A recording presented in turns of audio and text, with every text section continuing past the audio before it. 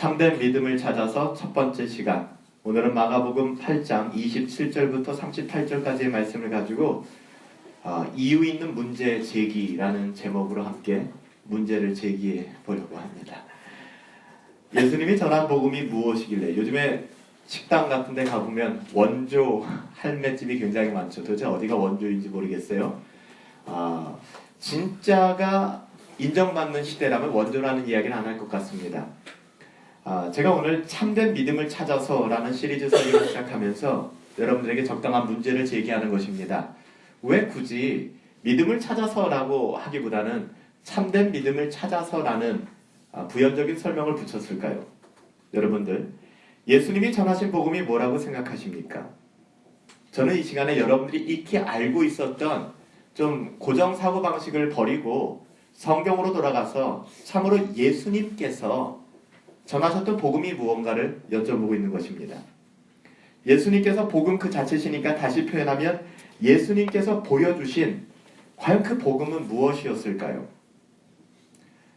우리의 구원의 문제가 이 복음에 달려있지 않습니까? 그래서 복음이라고 얘기합니다. 좋은 소식이라고 얘기하죠. 이 복음은 우리의 구원과 아주 밀접한 관계가 있기 때문에 이 복음에 대한 정의는 굉장히 중요합니다. 하지만 이 복음이 오늘 우리 시대에 전해지고 있는 복음과 상당한 차이가 있음을 우리는 성경을 통해서 확인할 수 있다는 것이죠. 그래서 저희 교회는 이런 말을 씁니다. 오래된 복음이다. 아니, 복음은 복음인데 오늘날에 너무나도 우리들의 입맛을 당기게 하는, 우리들을 만족시키는 새로운 복음들이 난무하기 때문에 부득불 우리가 가지고 있는 이 복음을 오래된 복음이다. 오래된 복음은 사도적 전통을 가지고 있는 것이고 초대교회 때 사도들에 의해서 전해진 복음을 이야기하는 것이죠. 그래서 사도 바울은 이런 이야기를 했습니다. 갈라디아 교회를 향하여 우리가 너희에게 전한 이 복음 외에, 이 복음이죠. 사도적 복음. 우리가 너희들에게 전한 이 복음 외에 다른 복음을 전한다면 another gospel이 존재한다는 것이죠.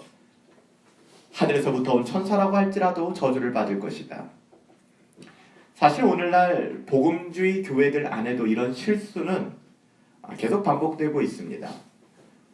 진짜로 주님이 보여주신 복음, 그리고 주님이 보여주신 믿음은 우리를 구원하는 믿음인데 실제로는 우리를 전혀 구원할 수 없는, 우리 주님도 한 번도 전해보신 적이 없는 복음이 우리 가운데 너무나 가까이 다가와 있다는 것입니다. 오늘날 우리가 전하는 그리고 듣는 이 복음은 너무 심각할 정도로 이거 희석되어져 버린 것은 아닌가라는 그런 고민들을 하게 됩니다. 문제는 무엇일까? 문제 제기하는 겁니다. 문제는 무엇일까? 이건 우리 교회를 향한 메시지이기도 하고요. 또 우리 스스로를 향한 메시지이기도 합니다. 매우 분명하게도 오늘날 증거되는 복음들 중에는 굉장히 많은 메시지들이 결코 예수님이 전한 메시지가 아니라는 사실입니다. 그도 그럴 것이 참된 복음은 어떤 도덕적 요구도 하지 않는 무사 안일 복음주의로 바뀐 지 굉장히 오래됐습니다. 그래서 도덕적인 요구가 들어가고 삶의 변화를 요구하는 복음을 굉장히 힘들어합니다. 그냥 앉아서 듣고 내가 희유할 수 있는, 내가 즐길 수 있는 복음을 원하죠. 거기에는 어떤 삶의 헌신도 도덕적 요구도 필요하지 않습니다. 이 무사안이란 복음이죠. 그런 복음이 오늘날 우리들 가운데 굉장히 매력적으로 다가와 있다는 것입니다. 좀 더 쉽게 얘기하면 뭘까요? 그냥 지식적 교리를 믿기만 하세요. 그럼 됩니다. 당신은 아무것도 할 것 없어요. 그냥 입으로 시인하십시오. 믿는다라고 고백하고 동의하시고 우리 멤버십에 가입하신다면 괜찮아요. 당신에게는 구원이 임하였습니다. 너무 쉬워요. 우리가 해보기를 원하는 질문은 그렇습니다. 저도 했던 질문, 여러분들이 동일하게 해야 되는 질문, 과연 받아들인다고 인정하는 것만이 과연 이것이 우리를 구원을 보장하는 복음일까? 여러분, 이건 제 이야기가 아니라 마태, 마가, 누가, 요한복음을 여러분들 꾸준히 참고하시면서 예수님이 전하신 복음을 한번 보십시오. 예수님은 단 한 번도 이렇게 말씀하신 적이 없습니다. 단 한 번도. 얘들아, 내 말을 그냥 들어라. 그냥 나를 주라고만 이야기해라. 나를 그냥 좀 인정해다오. 그러면 너희에게 구원이 있을 거야 라고 우리 주님은 단 한 번도 말씀하신 적이 없어요. 어떻게 죄인이 그 삶의 방식, 죄인된 삶의 방식과 그 가치체계, 그리고 그 삶의 방식과 가치체계가 드러내는 말과 행동 속에서 그리스도를 나의 주인으로 고백하고 복종하지 않은 채 참된 그리스도인이라고 우리가 할 수 있을까요? 아니요.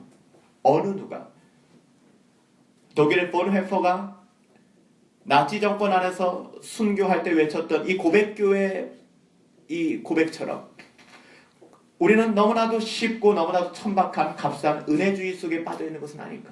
모든 것이 다 은혜로다. 여러분은 가만히 있기만 하면 됩니다. 주님이 여러분을 위해서 죽으셨어요. 그냥 믿는다고만 하세요. 여러분들에게 구원이 보장될 것입니다. 수많은 독일 사람들이 여기에 열광을 했죠.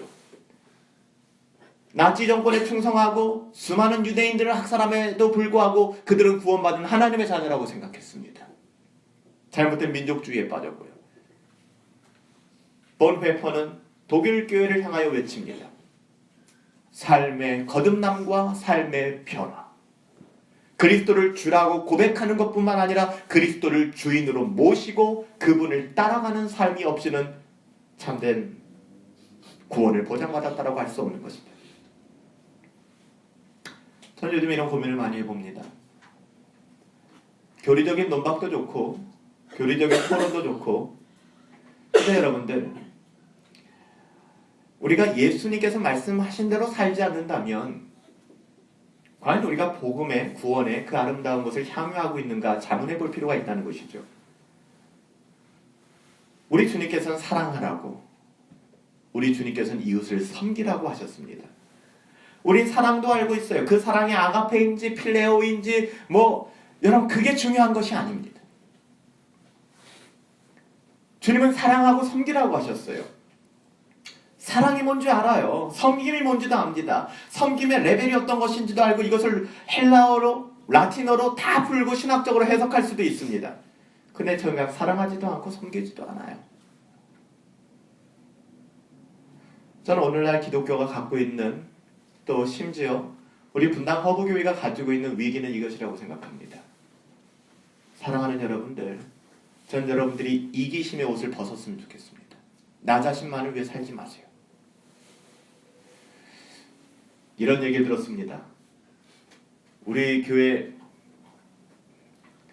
교대 공간이 카톡방이 있죠. 카톡방에 한 40명 가까운 분들이 모여 계십니다. 예전에 이런 분도 계셨어요. 여기에 40명 있는 거 맞으시죠? 나는 광야에서 외치는 소리 같으니까. 그러다 보니까 어떤 분은 이런 이야기를 하더라고요. 지나가다 너무나 아름다운 풍경을 보고 지나가다 너무 좋은 느낌이 들어도 사진을 찍고 글을 좀 쓰고 싶은데도 머뭇거려지는 거예요. 이유는 뭘까요? 내가 써봤자 또 아무도 얘기하지 않을 텐데 근데 상처받는데 우리 너무 익숙한 것이죠. 나머지 39명의 심리를 생각해 보았습니다. 굳이 제가 그까지 올려야 됩니까? 누가 그냥 쓰나 보죠 극히 이기적인 마음이죠. 여러분들, 한 사람이 글을 올렸는데 그 글에 대해서 손가락 몇 개 좀 놀려가지고서 참 좋아요 라고 말쓰는 게 그렇게 인색한가요? 여러분 어떻게 생각하십니까? 약간 뜨거운 감자죠, 이런 얘기들이. 그럼에도 불구하고 제가 이 말을 여러분들에게 꼭 해드리고 싶은 것은요, 참다운 그리스도인이라면 내가 말을 할 때 저 사람이 어떤 마음일까, 내가 침묵할 때 이 사람이 어떤 마음일까를 돌아보면서 서로 섬겨주는 것이 저는 교회의 공동체라고 믿습니다. 그럼에도 불구하고 오늘 밤에 또 글을 써도 침묵할 그대들을 바라보면 제 마음속에 이걸 도대체 어떻게 해결해야 되는가 하는 마음들이 들어요. 사랑하는 여러분들, 정말 조만간에 제가 카톡방에서 여러분의 이름을 한 사람 한 사람 부르면서 여러분들을 호명할지도 모르겠습니다. 소연아, 너 거기 있니? 그럼 대답해야겠죠. 여러분 어떠세요? 우리가 그리스도인이라고 하지만 우리 교회 성도들 너무 똑똑하잖아요. 목사 닮아서. 너무 똑똑하잖아요. 똑똑한 척 하잖아요. 우리가. 저도 그렇고. 그게 중요한 게 아니에요. 그래서 제가 우리 어저께 순장방에, 오늘인가요? 제가 글을 오늘이죠. 2개 올렸죠. 순장방에 글을 올리면서 순장님들이 좀 마중물 되어주세요. 순장님들. 여러분들 이제 카톡방에 순장님들마저 글을 올리지 않는다면 여러분 돌을 던지십시오. 말이 안 되잖아요. 그리고 또 하나는 제가 순장님들에게 이제 행정에 대한 레포트를 써줬습니다. 그 밑에 대답은 다 그렇게 쓰이는 거예요. 네, 목사님. 네, 알겠습니다. 네, 네, 네. 근데 단톡방에는 아무 조짐이 없는 거예요. 아, 이게 레포트 쓰겠다는 얘기구나. 그래서 제가 그랬어요. 레포트보다 더 중요한 거는 여러분들이 마중물 역할을 해주는 겁니다. 아침에 누군가가 말씀을 묵상을 올려주고 목사가 아니라고 할지라도 누군가가 아침 출근길에 가벼운 메시지를 던져도 여러분 우리가 너무 거창하게 민족을 향한 열방을 향한이란 이야기하지 마세요. 가장 중요한 것은 우리 안의 소 아닙니까? 저는 우리가 그리스도인으로 살아갈 때 있어서 너무 이기적으로 주님을 따라가고 주님을 본받기보다는 너무 이기적으로 나의 안정과 나의 만족과 나의 어떠함을 따라가는 그런 모습들을 바라보면서 솔직히 굉장한 두려움이 있어요. 저는 저희 교회를 바라보면서. 우리가 신앙을 고백하는 교회 안에는 대다수가 예수님을 믿는다고 말하는 분들이 모여있는 곳이 교회입니다.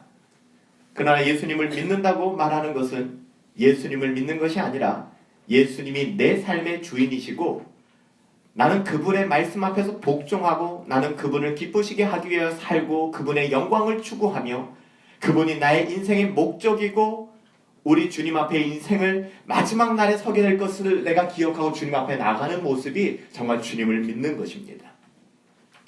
여러분 이 땅을 살아가는 사람들에게 있어서 가장 중요한 게 뭔지 아세요? 아까 제가 카톡방에 대한 이야기도 했지만 이런 얘기가 솔직히 편하지는 않죠. 이 땅을 살아가는 사람들은 누구나 자율성을 굉장히 좋아합니다. 저는 쓰지 않을 권리가 있어요, 목사님. 목사님 제가 굳이 그렇게까지 해야 될 필요가 있을까요? 자율성을 원하는 것이죠. 그리고 제가 여러분 좀 써주세요. 여러분 좀 반응해주세요 라고 말하는 것은 우리들의 자율성을 침해하는 것처럼 여겨지기 때문에 마음이 불편해지는 겁니다. 이것은 요즘이 포스트 모더니티가 이렇게 주관하고 있는 세상이기 때문이 아닙니다. 모든 인간은 본질상 자율성이라는 체계를 굉장히 좋아해요. 그렇죠? 제가 소리한테 소라 너 체육복 입고 오지 마. 그럼 기분 좋아요? 나빠요? 사랑하는 마음으로 체육복 입으면 살쪄 라고 정말 아끼는 마음인 거 알지만 그럼에도 불구하고 때로는 불편할 수 있어요. 내가 입고 싶어서 입는데 그렇잖아요. 인간은 자율성이라는 체계를 굉장히 좋아합니다. 내가 내 자신의 왕이 되고 싶고 내가 내 자신의 인생을 결정하고 싶어 해요. 그러나 주님께서 하신 말씀이 왜 불편한지 아십니까? 왜 복음이 때로는 불편하게 여겨지는지 아십니까? 이런 인간의 자율성에 대한 여지를 남겨두지 않기 때문에 그렇습니다. 어쩌면 회심에 대해서 오늘날 복음은 이렇게 이야기합니다. 회심은 영적인 헌신을 요구하지 않는다. 여러분 어떻게 생각합니까? 요즘에 영적인 헌신을 요구하지 않아요. 그냥 믿기만 하면 된다. 단지 인정하기만 된다. 구원받기 굉장히 쉽죠. 다시 말하면 죄로부터의 돌이킴도 없습니다. 삶의 변화도 당연히 없어요. 헌신, 그리스도의 주되심에 대한 복종의 의지 역시 요구되지 않아요. 그러니까 신앙생활이 씨름이 없는 거죠. 그냥 편하게 가는 것이죠. 그냥 방치되는 것입니다. 오히려 저처럼 이런 부분들을 이야기하면 있습니다, 목사님. 너무 지나친 것을 우리에게 요구하는 것 아니십니까? 아니 우리 일주일 살기도 버겁다고요, 목사님. 주일날까지 와서 이런 얘기 아니면 수요일까지 와서 이런 얘기를 들어야 돼요. 수요일날 와서는 그냥 잘한다 좀 얘기해 주시고 내 마음에 내게 강 같은 평화 좀 불러주시면 안 됩니까? 아니 주일날까지 수요일까지 와서 내가 이런 얘기를 들어야 한단 말입니까? 그렇게 얘기할 수 있습니다.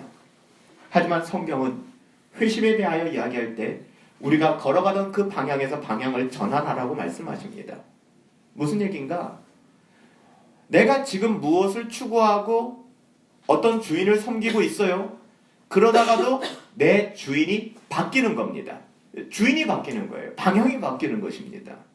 그러니까 내가 헌신하고 내가 충성하던 대상이 바뀌는 거예요, 여러분들. 이게 회심입니다. 내가 이 세상에 돈을 벌고 먹고 살고 나의 명예를 위해서 충성하고 헌신하던 그것이 주인이 바뀌는 거예요. 누구로요? 우리 주님으로. 이것은 명백한 삶의 변화를 가져옵니다. A라는 회사에 있던 사람이 이직해서 B라는 회사에 갑니다. 그럼 당연히 이 사람은 B라는 회사에서 충성을 하지 않겠습니까? 이직을 했기 때문에. 그럼에도 불구하고 A라는 회사에서 일한다면 그 사람은 불합리라고 얘기를 하겠죠. 산업 스파이라고 얘기를 하겠죠. 정보를 빼내기 위해서. 고린도 교회를 향하여 사도 바울은 고린도 후서 13장 5절에서 이렇게 얘기합니다. 너희는 진짜 믿음에 있는지 너희를 시험해보라. 오늘날 이런 부분들이 교회에서 많이 빠져 있어요. 그러니까 회의하는, 나 자신을 회의해보고 나 자신을 흔들어보는, 나 자신을 시험해보는 것이 교회에서는 굉장히 좀 안 좋은 방향으로 이해되고 있는 것 같습니다. 근데 성경은 이렇게 얘기합니다. 너희의 믿음을 시험해보라. 여러분의 믿음을 흔들어보고 여러분의 신앙을 흔들어보는 사람, 그래서 흔들리는 지경에 이르면 이 사람 나쁜 사람이라고 얘기할 수 있어요. 근데 그렇지 않아요. 성경은 여러분 자신이 참된 믿음에 있는가 그렇지 않은가 여러분 자신을 시험해보라고 권면하고 있습니다. 흔들어보라는 것이 있죠. 흔들어보지 않으면 진짜인지 가짜인지 알 수 없어요. 그죠? 어린아이들이 그러잖아요. 이게 진짜인가 가짜인가 흔들어보잖아요. 소리가 나면 진짜잖아요. 안 나면 가짜고. 이건 여러분들 우리가 못된 마음으로 저 사람이 진짜인가 저 사람이 가짜인가 흔들어보라는 얘기가 아닙니다. 나 자신을. 철저하게 나 자신을 흔들어보라는 거예요. 그래서 제가 말씀드리잖아요. 저 교회가 어떻든 다른 교회가 어떻든 그 신경 쓰지 마세요. 우리만 신경 쓰라는 것입니다. 보세요.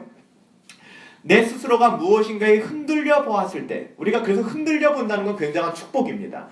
무엇인가에 흔들려 보았을 때, 아니면 혹은 누군가가 아니면 환난이 와서 우리가 흔들려 보았을 때, 내 믿음이 흔들릴까요? 안 흔들릴까요? 흔들려요. 내 믿음도 흔들리네? 근데 중요한 게 뭔지 아세요? 흔들리긴 흔들리는데 아주 쑥 빠져버리진 않는다는 거예요. 이게 하나님의 자녀들입니다. 하나님의 자녀들은 시험도 없고 흔들림도 없고 불평도 없고 욕도 안 하고 이럴 것 같습니까? 안 그래요. 흔들리긴 흔들리는데 결정적으로 내가 하나님을 배신하지는 않더라는 것이죠. 그래서 우리가 어떤 생각을 하겠습니까? 주님, 정말 주께서 내 마음에 심으신 그 믿음을 빼앗아갈 자가 없군요, 주님. 제가 진짜였군요. 이렇게 확신에 이르게 되는 거예요. 한 번도 흔들려보지 않은 사람은 이런 고민 자체가 없습니다. 그가 진짜인지 가짜인지에 대해서도 아무 생각이 없습니다. 그런데 많은 경우에는 이렇게 흔들어보는 것 자체도 이 의심을 불신이라고 생각하는 거예요. 아니거든요. 의심하는 건 너무 소중한 겁니다. 중요한 건 다른 사람을 의심하는 게 아니라 나 자신을 의심하는 거죠. 이건 불신과는 다릅니다. 의심이라고 여기서 쓰는 말은 자꾸 질문을 던져보라는 거예요. 내가 진짜인가 가짜인가? 내가 진짜 믿고 있는 것인가? 내가 믿는 것이 진짜 성경적인 진리인가? 우리는 하나님 앞에서 이런 일들을 두렵고 떨림으로 지속해 나가야 됩니다. 언제까지요? 주님 다시 오시는 그날까지. 참된 구원은 딱 우리가 예수님을 믿고 칭의, 거듭나는 그 순간뿐만이 아닙니다. 성화, 그리고 궁극적으로 우리가 누리게 될 영화와도 절대 구분되지 않는 것입니다. 여러분, 성경에 있어서 참된 그리스도인들을 이야기할 때 그들이 얼마큼 지식적으로 알고 있는가를 성경은 별로 다루고 있지 않습니다. 성경이 관심을 갖는 것은 무엇인가? 한결같이 우리들의 삶의 태도에 대해서 관심을 갖고 있다는 것이죠. 그래서 여러분들 요한일서 3장 10절에 가보면 뭐라고 사도 요한이 기록하는가 하면 형제를 사랑하지 아니하면 너희들은 믿는 자가 아니다라고까지 얘기를 합니다. 놀랍지 않습니까? 너희가 형제를 사랑하지 않는다면 너희들의 믿음은 가짜다라고 이야기를 하는 것이죠. 주의 계명을 지키지 않고도 너희가 주를 믿는다고 말하는 것은 그건 거짓말이다. 그 요한 2서를 통해서 요한일서 2장을 통해서 뭐라고 얘기합니까? 요한일서 2장 4절에 가보면 저를 아노라 하고 우리 예수님을 안다라고는 하지만 그의 계명을 지키지 아니하는 자 그 거짓말하는 자요.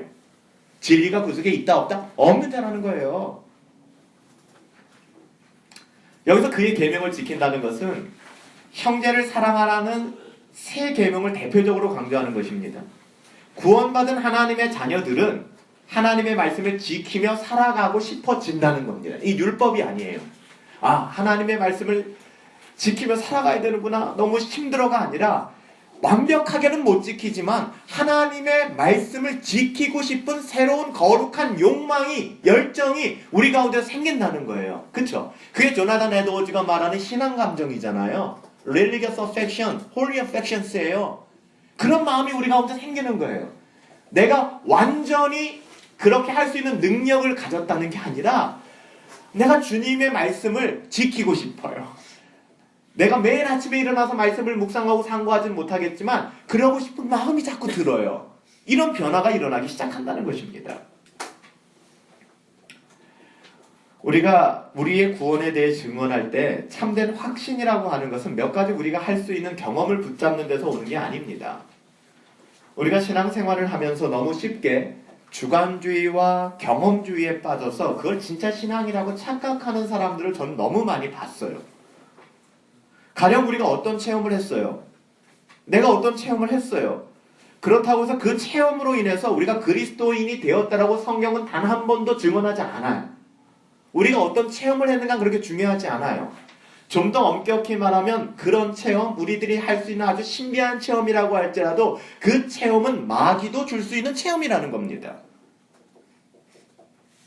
사실 우리가 할 수 있는 그 체험에 대한 진정성은 그것이 하나님의 복음의 진리와 연결되었을 때에 비로소 그것이 하나님으로부터 온 것이라는 것을 확인할 수 있는 거예요. 예언도 마찬가지고 신비한 현상도 마찬가지예요. 여러분 사도 바울 보세요. 사도 바울이 나중에 뭐라고 얘기합니까? 아주 나중에 얘기하는 게 내가 사실은 세 번째 하늘에 갔다 왔다. 여러분들 사도 바울이 이 경험과 체험을 중시 여기는 사람이었다면 여러분 이 이야기 진작 했을 겁니다. 그래서 사도 바울이 그 얘기하지 않거든요. 얘기의 핵심 뭡니까? 그거 별로 중요하지 않다는 거예요. 그리고 여러분 3층 천국에 갔다 왔다는 이야기를 하면서도 사도 바울은 1인칭 화법을 쓰지 않아요. 제 3인칭 화법을 씁니다. 어떤 한 사람이 있었는데 이 사도 바울이 왜 이야기했는지 아세요? 하도 교회들이 나 무슨 신비한 거 봤다, 나 뭐 봤다, 뭐 이런 얘기를 하니까 사도 바울이 센 카드를 내미는 거예요. 야, 나는 천국 갔다 왔어 라고 얘기하는 거예요. 그러니까 다시 말하면 그 경험을 자랑하기 위한 것이 아니라 너희들 그게 그렇게 중요한 게 아니야 라는 이야기를 하는 것이죠. 오늘날도 마찬가지예요, 여러분들. 그렇죠? 내가 어떤 굉장한 무아지경을 체험했다? 좋은 일이죠. 그러나 그것이 우리를 그리스도인으로 만들어줄 수 있는 확신의 근거는 되지 않는다는 겁니다. 나는 그리스도인인 것 같아. 내 마음이 편안해. 여러분 그건 똑같아요. 대학 시험 봤는데 여러분 수능 시험 봤는데 답안지를 밀려 썼어요. 근데 나는 확신하는 거야. 대학 붙었다. 자기 확신이에요. 근데 어떻죠? 답안지를 밀려 썼어요. 떨어지는 겁니다. 팩트와는 전혀 상관이 없는 거예요. 그러니까 우리들의 감정 속에서 이런 것들이 우리가 그리스도인이 되었다라고 성경은 증언하지 않습니다. 그렇기 때문에 구원의 확신이라는 것이 정리합시다. 구원의 확신이라는 것이 굉장히 중요합니다. 그렇지만 구원의 확신이라는 것이 우리의 구원을 보장하는 게 아니에요. 여러분 구원의 확신이 우리의 구원을 보장한다면 여러분 어떻게 하든지 구원의 확신을 가지십시오. 그럼 구원 받잖아요. 그게 아니라니까요. 난 저 여자와 결혼할 거야 라는 확신이 있다고 그 여자와 결혼하게 됩니까? 아니라는 거예요. 그건 별개의 문제입니다. 그렇지만 구원받은 하나님의 자녀들이 구원의 확신을 갖는 것이 좋습니다. 그래야 시간을 낭비하지 않고 마음을 사단에게 빼앗기지 않고 하나님의 자녀다운 삶을 살아갈 수 있기 때문에. 여러분, 이런 무아지경이나 어떤 신비한 것이나 이것이 우리의 구원의 확신의 근거가 되지 않아요. 여러분 중요한 게 뭔지 아십니까? 중요한 것은 구원 얻는 믿음이 보여지는 열매입니다. 그래서 예수님께서도 그 나무의 열매를 보아서 그 나무를 알겠다라고 말씀을 하셨죠. 이로써 그것이 하나님으로부터 온 것이라는 것을 확인할 수 있게 됩니다. 우리 삶 속에서 변화를 일으키는 성령의 사역을 보지 않으면 안 되는 것이죠. 여러분 하지만 어때요? 오늘날에 굳이 표현한다면 입맛에 맞춘 복음? 요즘 전도도 맞춤 전도도 하잖아요. 제가 예전에 섬겼던 교회는 그것으로 굉장히 영향도 많이 끼쳤어요. 맞춤 전도, 뭔가를 맞춰서 한다. 그러니까 복음마저도 약간 입맛에 맞춰주는 거죠. 맞춤 복음. 구원과 제자도를 구분하고, 그러니까 구원이라는 것과 제자도를 구분하기 시작했어요. 조국교회가. 그쵸? 어떠세요, 여러분들? 구원받는 거 따로, 제자 훈련 받는 거 따로예요. 제자 훈련 받지 않아도 구원받아요. 그쵸? 구원과 제자도를 구분하고 신자와 제자를 구분하기 시작했습니다.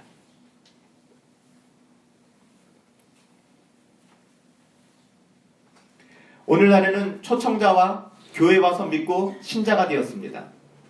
그렇게 수년의 시간이 흘렀죠. 그 다음에 뭐죠? 그 다음에 제자 훈련 받고 제자가 됩니다. 여러분 이게 성경적입니까? 여러분 어떻게 생각해요? 성경적으로 우리가 생각을 해보자고요. 교회 왔어요? 교회 온 다음에 교회에서 그냥 교인으로 머물러 있는 것이죠. 처음에 온 분이기 때문에 어떤 얘기도 하지 않습니다. 그러다가 이제 시간이 지나면 1년이 냐쳐 지나면 이제 제자 훈련 시작해서 제자가 되고. 여러분 성경에는 이런 식의 프로세스가 전혀 나타나지 않습니다. 적어도 제가 지금 이렇게 자신 있게 말씀드리는 것은 복음서를 통해서 주님께서 그렇게 말씀하신 적이 단 한 번도 없어요. 일단 와라. 힘들지? 일단 머물러. 그런 다음에 이제 좀 시간 지났으니까 정신 차리고 제자 훈련 시작할까? 야, 이제 너 제자 됐다. 아니에요. 신자가 된다는 것과 제자가 된다는 것에 대한 구분점을 성경에서 찾으실 수 있나요? 그럼 저에게 제시해 주십시오. 성경에는 단 한 장도 그런 부분에 대해서 나오지 않습니다. 오늘 본문 보실까요? 뭐라고 얘기합니까? 나를 따라오려거든. 너희가 나를 따라오려거든. 이 말씀은 너희가 나를 믿고자 하느냐라는 말과 똑같은 말입니다. 그러니까 예수님께서 너희가 나를 믿기를 원하니? 라고 말씀하는 것은 너희가 나를 따라오기를 원하니? 라는 말씀과 전혀 다르지 않다는 거예요. 선한 선생님이요. 내가 율법을 다 지켰습니다. 예수님의 관심은 그것이 아니에요. 모든 것을 다 포기하고 다시 말하면 자기의 주권을 포기하고 나를 따라오기를 원하시는 거예요. 예수님의 말씀은 그겁니다. 그런 사람들, 나를 따라오려거든. 이 말씀은 너희가 나를 믿고자 하거든. 예수님을 믿고자 하는 사람들은 어떻게 하라고 했습니까? 첫 번째, 자기를 부인하고. 이게 여러분 너무 힘들잖아요. 펄펄 살아있는 끓어오르는 나의 자아를 죽인다는 건 불가능하다고 여겨지죠. 근데 주님은 말씀하십니다. 초신자에게, 아니요, 넌 크리스찬에게, 그냥 세상 사람들에게 이렇게 얘기하십니다. 나를 따라오기를 원하느냐? 나를 믿기를 원하느냐?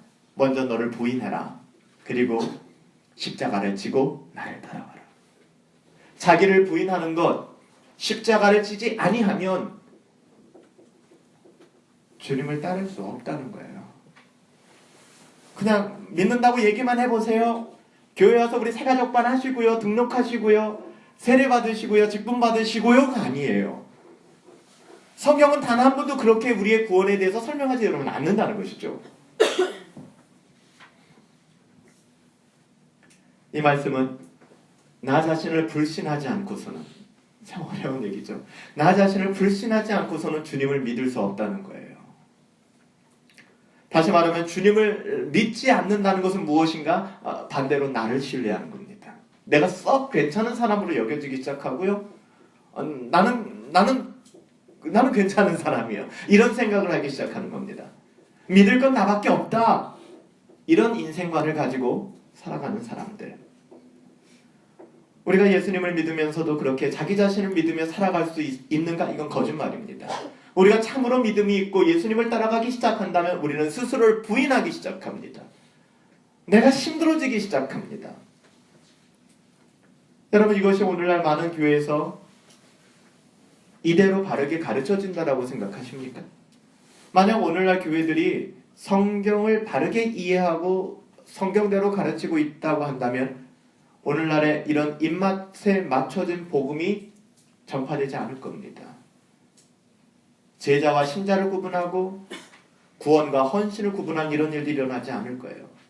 하지만 여전히 두리뭉실하게 복음이 이런 식으로 전해진다면 이런 말씀들은 결국 우리를 전염시키고 오염시킬 것입니다. 우리는 오염될 거예요. 그래서 너무나 많은 교회들이, 너무나 많은 분들이 그렇게 복음을, 입맛에 맞춘 복음을 전하다 보니까 어떻게 보면 있는 그대로의 성경 말씀을 가지고 상고하다 보면 그 사람이 굉장히 과격하고 잘못된 복음을 전하고 있다라고 오히려 지탄의 대상이 된다는 것이죠.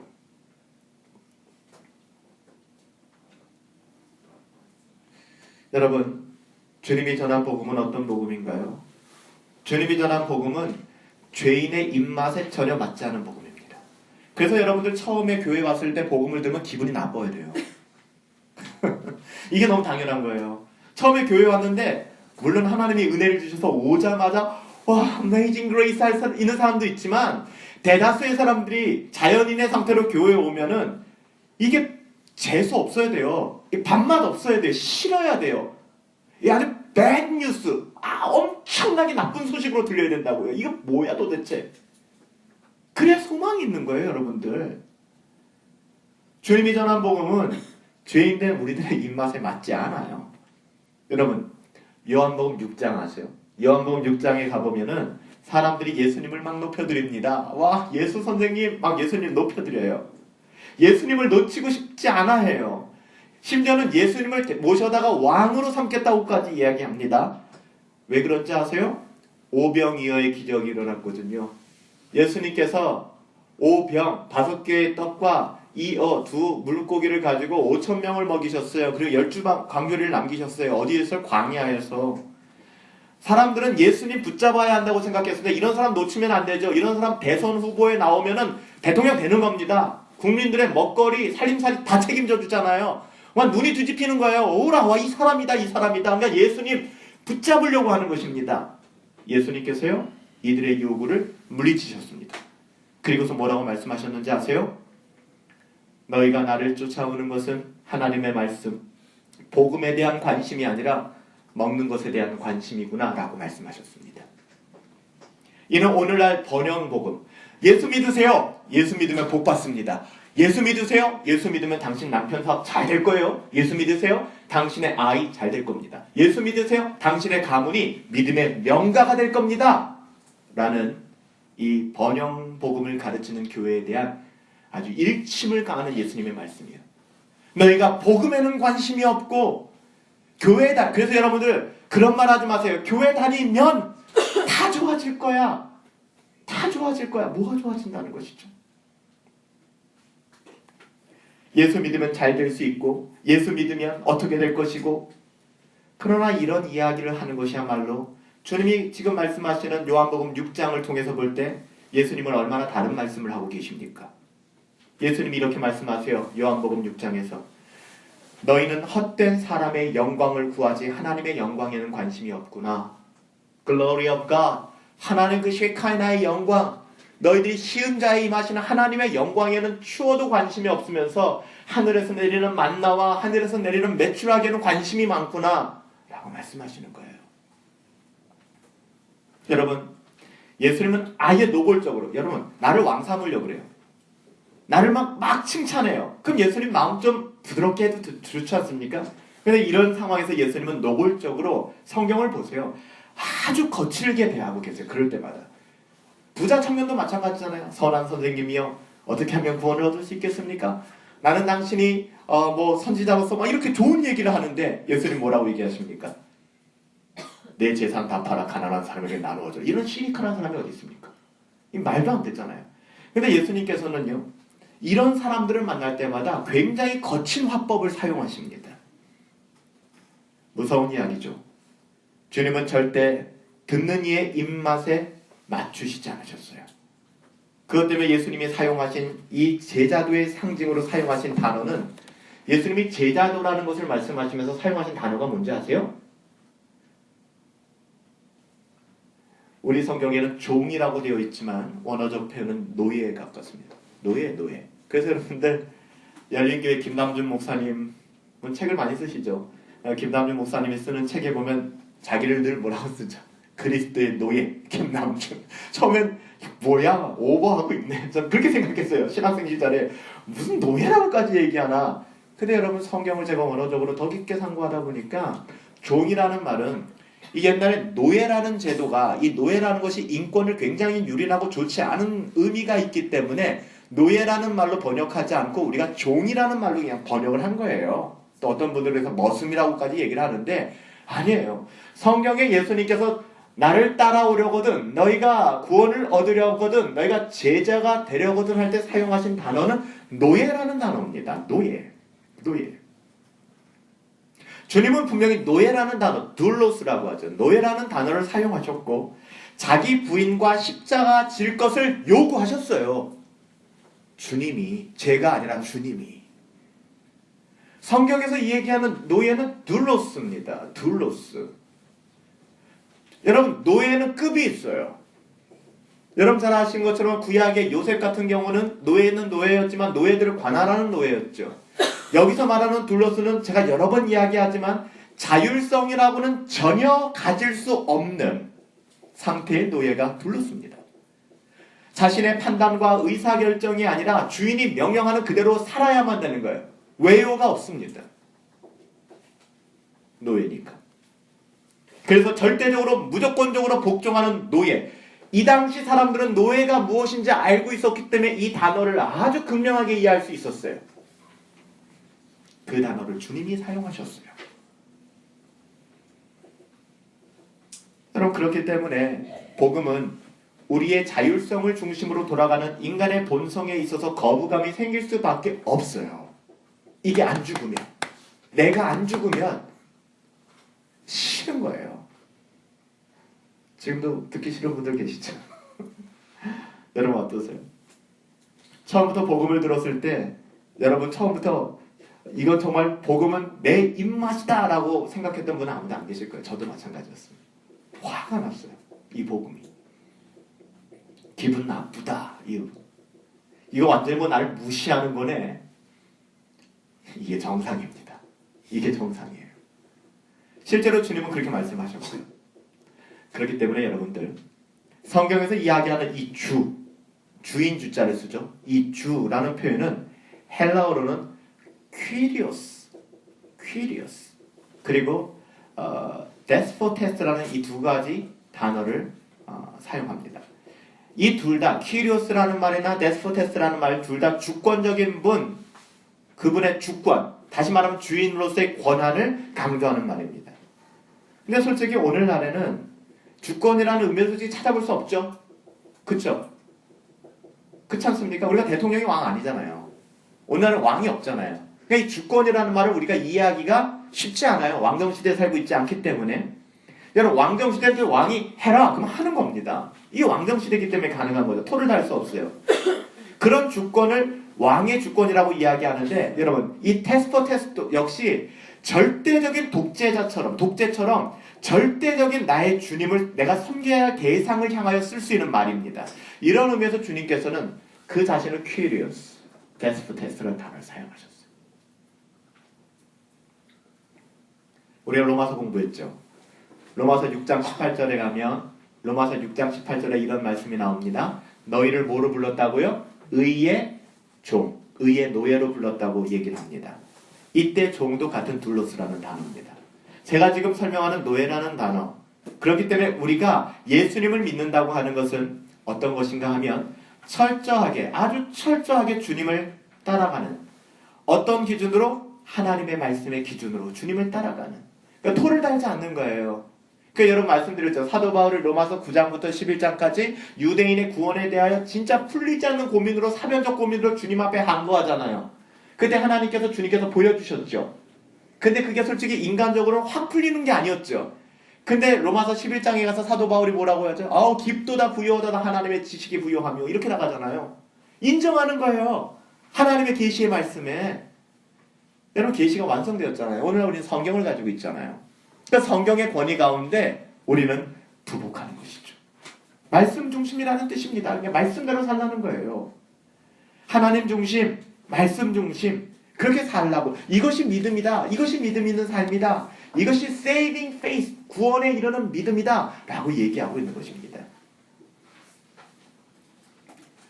여러분, 요한계시록 14장에 가보면, 14장 4절에 가보면 계시록 이제 마지막 일어날 일에 대한 예언이잖아요.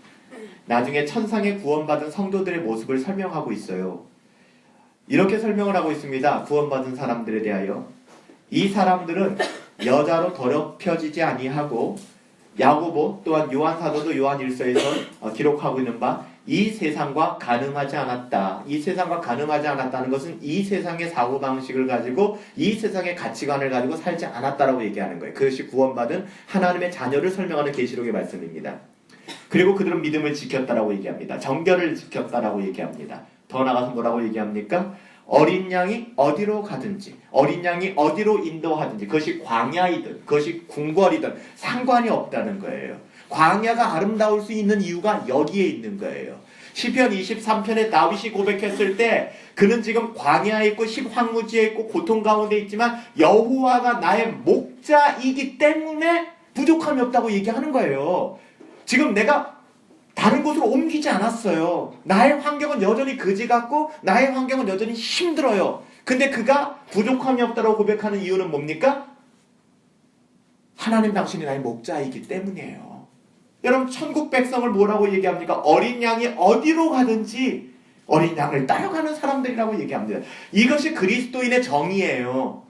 그리스도인이 누구인가? 어린 양이 어디로 가든지 거기 따라가는 사람들. 이 세상에 높아질 것, 이 세상의 안락함과 편안함을 따라가는 사람들은 세상과 가늠한 사람들이라고 성경이 이야기하는 것이죠. 세상을 사랑하지 않았던 사람들이라고 성경은 얘기합니다. 계시록은 그렇게 증언합니다.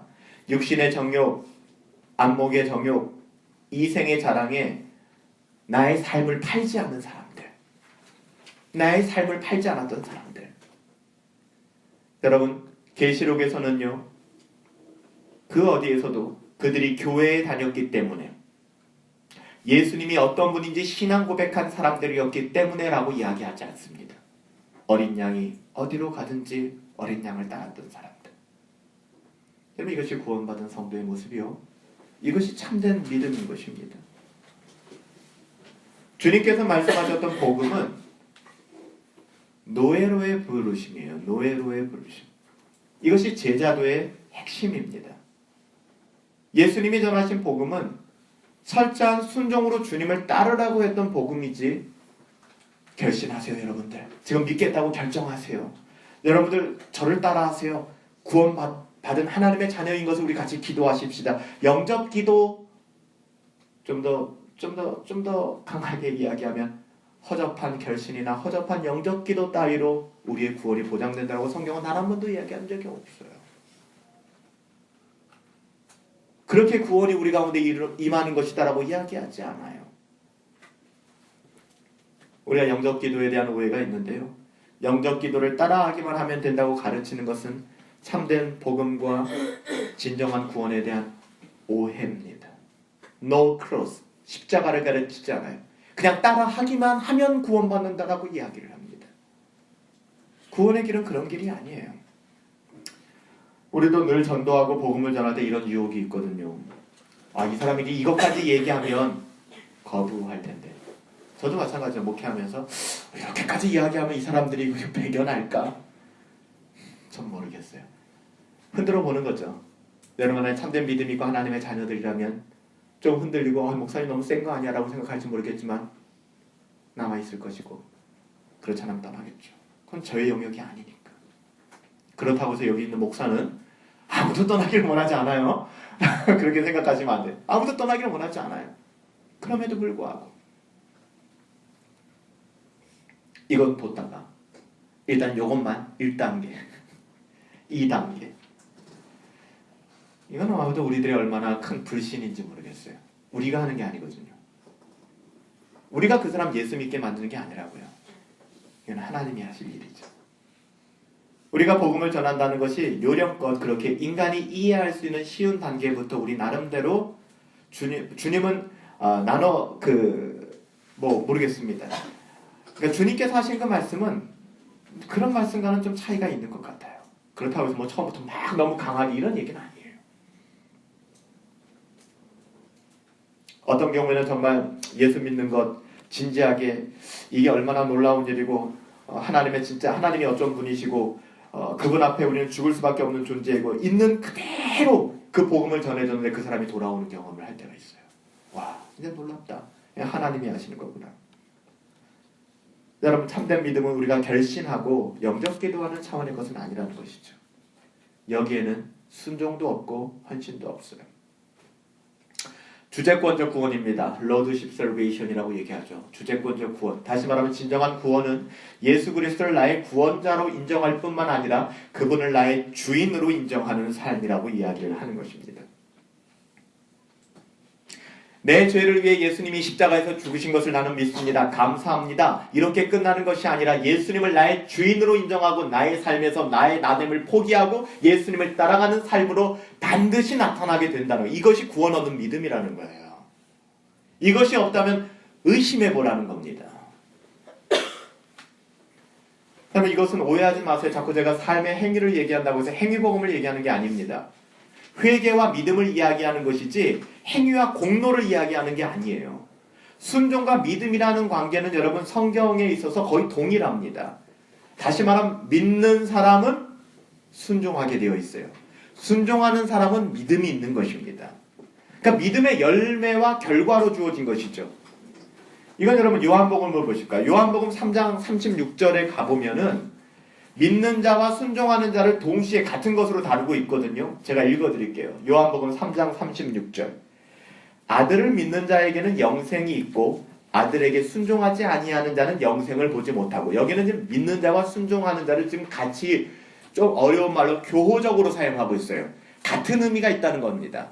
그러니까 예수님께서 나를 믿으라 하는 말과 나를 따르라 하는 말이 같은 의미로 교호적으로 사용된 것처럼 여기에서도 아들을 믿는 자와 아들에게 순종하는 자는 같은 사람입니다. 아들을 믿는 자, 또 아들에게 순종하는 자, 그렇지 않은 사람은 하나님의 진노가 그 위에 머물러 있다고 얘기하는 거예요. 하나님의 진노가 그 위에 머물러 있다는 것은 우리는 죄인이기 때문에 하나님의 심판이 그에게 그대로 임한다는 것이죠. 그럼 보세요. 로마서 1장 5절에도 마찬가지입니다. 로마서 1장 5절에 기억나십니까? 이렇게 증언되어 있죠. 그로 말미암아 우리가 은혜와 사도의 직분을 받아, 그 다음이 중요합니다. 그의 이름을 위하여 모든 이방인 중에 믿어 순종케 하나니. 우리 개역개정 성경에는 믿어 순종케 하나니 아주 매끄럽게 번역이 됐습니다. 근데 여러분 원어는 믿어 순종케 하나니를 어떻게 번역해야 맞는 거냐 하면은요, to the obedience that comes from faith예요. 발음 안 좋아도 들어주세요. to the obedience, 순종함으로. 근데 그 순종이 어디서 나온다고요? that comes from faith, 믿음으로 말미암는 순종이죠. 이것이 어떻게 보면 믿음과 순종이 분리되는 게 아니에요. 다시 말하면 the obedience, 이 순종은 어디서부터 온다는 것입니까? That comes from faith, 믿음으로부터 말미암는 거예요. 그냥 믿음으로부터 오는 순종이라는 거예요. 그러니까 믿음과 순종 각계 전투로 나가는 것이 아니라, 믿음과 순종의 두 가지 행위가 아니라 믿음으로부터 오는, 믿음이 낳는, 믿음이 발생시키고 격발시키는 순종이라는 거예요. 그 여러분 순종이 굉장히 중요한 거예요. 나의 의로움의 순종이 아니라 믿음이 격발시키는 그런 순종. 그러니까 그냥 이방인 중에 믿었다 하면 될 텐데 왜 바울이 이렇게 썼을까요? 그것은 앞으로 로마서에서 그가 강조하고자는 것과 관계가 있기 때문에 그런 말을 쓰는 것이죠. 여러분, 예수님을 주인으로 받아들이지 않는 것은 그분을 거절하는 불신앙입니다. 저는요 예수님이 나의 구원자로만 믿을게요. 저는 아직까지 믿음이 약해서 그냥 예수님을 나의 구주, 나를 구원하신 분으로만 내가 믿을게요. 예수님을 나의 주인으로 믿기에는 내가 너무 약해요. 그런 말은 있을 수가 없다는 거예요. 있을 수가 없다는 거예요. 나중에 은혜 받고 깨달으면 그때 가서 그분을 주인으로 섬길게요. 지금은 그냥 이게 좋아요. 이건 불가능한 거예요. 이건 불가능한 거예요. 예수님을 주인으로 인정하지 않는 한 예수님은 그 사람이 주님이 되어주지도 않습니다.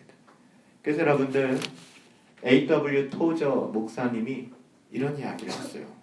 아주 참, 토저 목사님이 아주 무서운 얘기를 했죠. 뭐라고 얘기하셨냐면, 우리 주님은 그분이 명령을 내리실 수 없는 사람은 구원하시지 않을 것이다.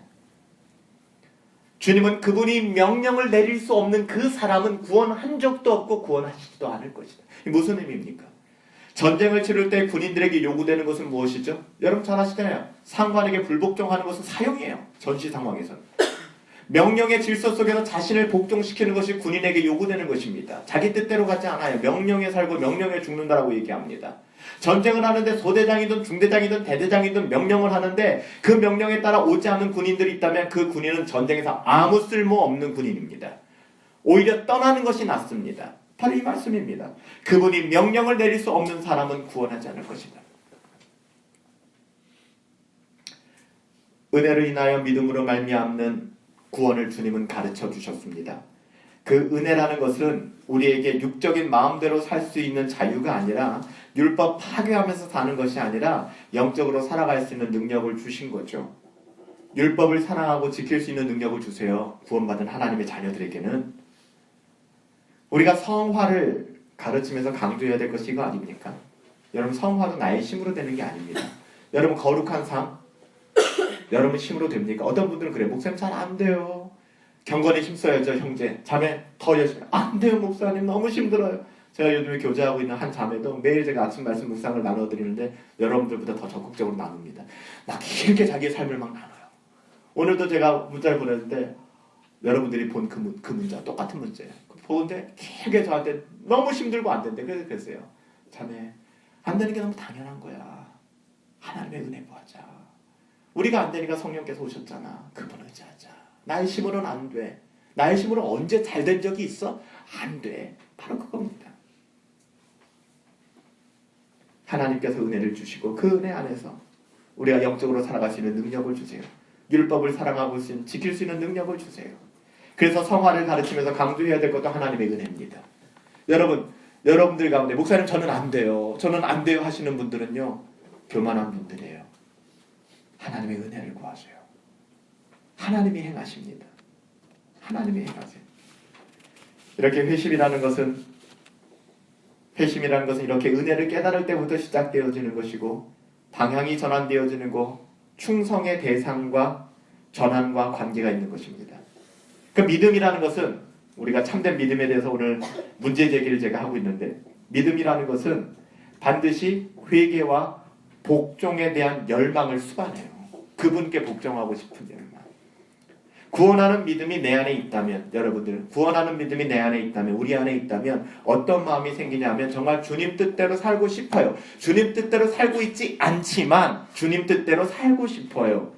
주님 뜻대로 살고 싶다는 이 마음이 우리 속에서 일어나는 거예요. 그래서 우리가 죄를 짓고 세상 나가 살면 마음이 불편해지는 거죠. 그러나 안 믿으면 우리가 예수님을 안 믿으면 이런 마음, 이런 열망이 없어요. 그냥 그런가 보다. 별 느낌이 없습니다. 지식으로는 불가능하죠. 주님이 가르치신 복음은 세리에 대한 이야기를 요한복음 18장에서 바리새인들과의 기도를 통해서 하시거든요. 여러분 세리가 나와서 뭐라고 얘기합니까? 그 죄 많은 세리가 회개합니다. 회개. 나는 죄인입니다. 근데 보세요. 바리새인은 회개가 없어요. 바리새인은 회개가 없어요. 이 세리의 회개는 자신이 의로운 일을 할 수 있다는 가능성에 대한 완전한 포기입니다. 세리는 더러운 사람이요. 그럼에도 불구하고 하나님이 그를 높여주셨던 이유가 뭐냐면은요. 바리새인이 훨씬 더 깨끗하죠. 근데 세리에게 뭐가 있었냐면은요. 나 스스로는 의로운 일을 행할 수 있는 가능성이 조금 더 없다라는 완전한 자기 부인과 자기 포기가 그 안에 있었다는 것입니다. 하나님 앞에서 의로워질 수 있다는 것에 대한 포기. 자기가 구원을 받을 수 있는 유일한 길은 오라 하나님의 은혜밖에는 없구나. 오직 주님만이 이걸 해결해 줄 수 있구나 라는 것을 붙잡았던 게 세리입니다. 바리새인은 자기의 의로움으로 이것이 가능하다고 여전히 믿고 있었던 사람이고요. 말씀 정리합니다. 사랑하는 여러분들, 참된 믿음이라는 것은요. 우리가 믿고 있는 것이 A라면 거기다 B를 더하는 관계가 아닙니다. 예수를 믿게 되면 예수를 믿기 전에 나의 뭔가가 더해지는 게 아니에요. 예수를 믿게 되면 예수밖에는 안 보이는 겁니다. 예수가 everything, 모든 것이 되는 거예요. anything이 아니라. 예수라는 것이 하나의 어떤 나의 도움거리가 되는 것이 아니라 예수가 나의 전부가 되는 것입니다. Jesus is all. 예수님이 나의 전부입니다. 이렇게 되는 거예요. 여러분 그것이 10계명의 1계명이잖아요. 1계명 뭐죠? 너희는 다른 신을 두지 말라. 둘 수가 없어요. 이스라엘 백성이 늘 넘어진 것은 그들이 하나님을 버린 적은 없습니다. 구약에 보면 이스라엘 백성이 완전히 하나님을 버린 적이 있나요? 없어요. 문제는 하나님과 더불어서 다른 것을 겸하여 섬기는 게 문제입니다. 이게 불신앙이라고 얘기해요. 예수님 버린 적 없어요. 신앙 버린 적 없어요. 항상 완전히 버린 적은 없지만 하나님과 더불어 다른 뭔가 꼼수를 가지고 있습니다. 이것이 불신이라고 얘기하시는 거예요. 여기 모인 우리 모두 솔직히 직분도 다르고 상황도 다르고 심지어는 섬기는 교회가 다른 분도 계십니다. 근데 여러분들, 우리가 늘 이 말씀을 통해서 우리의 믿음을 점검하며 고민해야 될 것은 내가 교회를 다니는 것이 문제가 아니라 내가 주님을 섬기느냐가 문제입니다. 내가 교회를 다니고 있는가 신앙생활을 하고 있는가 보다 더 중요한 문제는, 근본적인 문제는 내가 주님을 섬기고 있느냐. 또 이것도 오해하실까 봐 풀어서 말씀드립니다. 주님과 겸하여 다른 신을 함께 병행하고 있지는 않은가를 돌아보는 것입니다. 그래서 주님이 말씀하신 회개는 우리의 죄성을 인정하는 것과 죄에서 돌아서서 하나님께로 향하는 것이고 구원에 대한 인간적인 모든 노력 내려놓는 것입니다. 그래서 거듭났다 하면 세상을 이길 믿음을 갖게 되는 것이죠. 하나님께서 내게 주신 예수 그리스도로 말미암아 그 주신 승리를 알고 그리스도와 내가 연합하여서 내가 그리스도와 함께 이기는 싸움을 하게 되는 것입니다. 그게 여러분들 요한계시록에서 사도 요한이 본 거예요. 뭐라고 외칩니까? 이기는 자에게는 내가 내게 줄 상이 있어. 나의 힘으로 이기는 게 아니거든요. 전쟁을 치르지 않고서 이길 수 있는 사람은 아무도 없습니다. 예수님을 믿고 살아가는 것은 피할 수 없는 영적인 전쟁입니다. 오늘부터 몇 주까지가 될지 모르겠지만 오늘은 여러분들에게 우리가 믿고 있는 믿음이 참된 믿음인가에 대한 문제 제기를 드렸어요. 내 본문을 택해서 여러분들과 참된 믿음이 무엇인가를 씨름해 나갈 터인데, 사랑하는 여러분들, 오늘부터 지속되는 이 복음에 대한 메시지를 통하여 이것이 우리의 지식의 지평만을 넓혀가는 것이 아니라 성경 앞에서 정직하게, 하나님의 말씀 앞에서 정직하게 우리의 영혼 상태가 어떤 것인가를 돌아보고 좀 새롭게 될 수 있는 은혜를 누릴 수 있었으면 좋겠습니다. 하나님의 은혜가, 또 하나님의 사랑이, 그로 말미암는 하나님의 평강이 저와 여러분들 가운데 넘쳐나기를 예수님의 이름으로 축복합니다. 기도하겠습니다.